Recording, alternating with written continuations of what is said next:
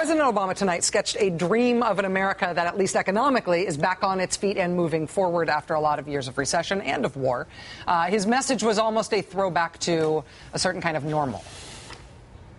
I'm asking you to rally around a set of goals for your country. Goals in manufacturing, energy, education, national security, and the deficit. Real, achievable plans that will lead to new jobs, more opportunity, and rebuild this economy on a stronger foundation. That's what we can do in the next 4 years, and that is why I am running for a second term as President of the United States. Real, achievable plans, real politic. I want to turn here to Ezra Klein. Ezra?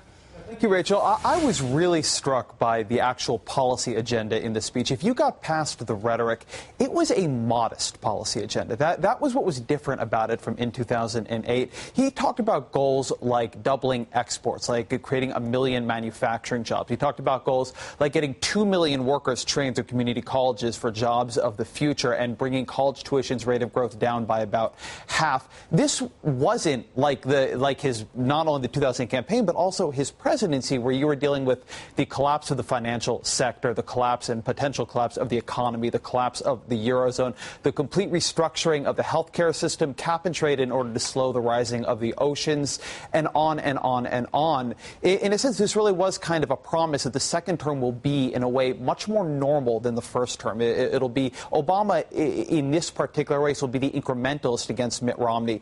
What you get with his second presidency is basically politics as it was in the period before the kind of long emergency we had that began with 9/11 in the Bush years, which, of course, continued into Obama's presidency with Iraq and Afghanistan and the execution of Osama bin Laden, and then the financial crisis at the end of the Bush years, which defined much of Obama's presidency. This was a kind of sense that those problems were not present in the vision Obama sketched out of what his second term would look like. Yeah. The long emergency, I think, is the right way to think about that. I mean, one of the things that everybody's looking for is this president someday, or some president someday, to declare an end to the war on terror. Mm-hmm.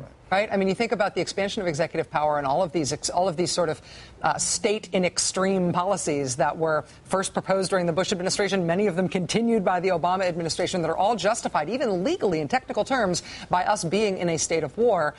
By defining that long emergency like you just did, Ezra, that raises the question of when that emergency ends, when we can start talking about a need for normal policymaking, but also when we declare the time of war to be over, if only for the purpose of saying that those extreme powers of the state that we claimed for wartime should also be wrapped up. The authorization of use of military force is still in effect. It's still a legal document that binds and is cited as the authority for all sorts of actions our government takes. Something else that Ezra just mentioned that I want to say was the single most surprising thing to me in the speech.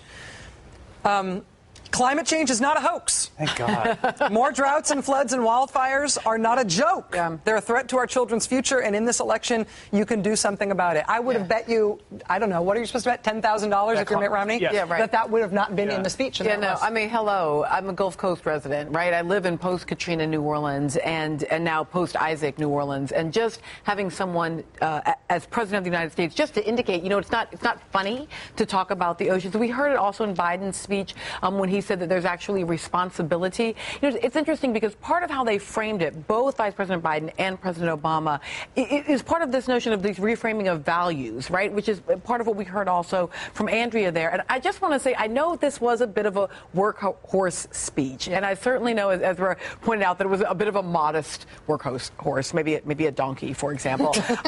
But it did an interesting thing at the end, and the thing at the end that it did was I'm not a preacher in the way that that Reverend Sharpton is, but I'm a seminarian, and that was Romans 8.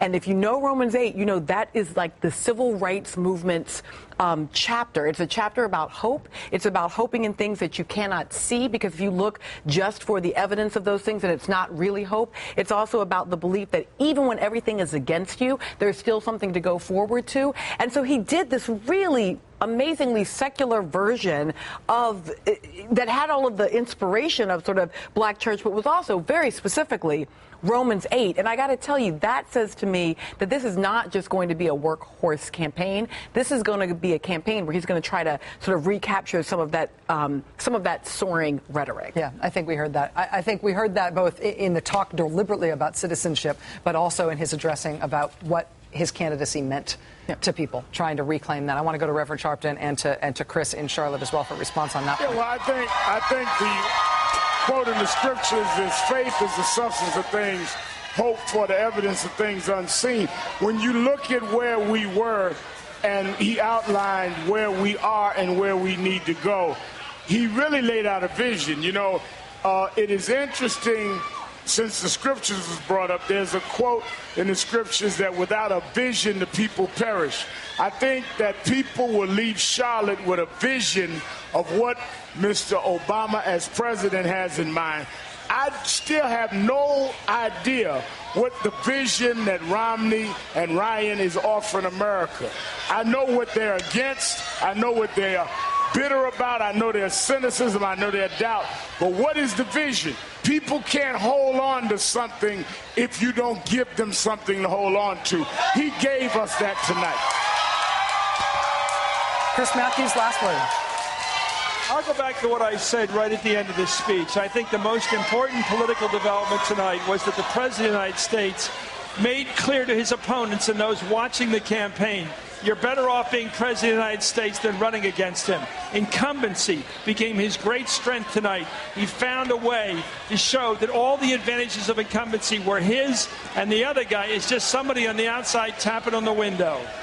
I need to thank Steve Schmidt and Melissa Harris-Perry and Ed Schultz and Chris Hayes and the Reverend Al Sharpton and Lawrence O'Donnell. We will all be back together for the first presidential debate, October 3rd, 9 Eastern at the University of Denver. Chris Matthews is going to be picking up our coverage from Charlotte in just a moment. Boy, what a week this has been. Thank you so much for spending it here with us.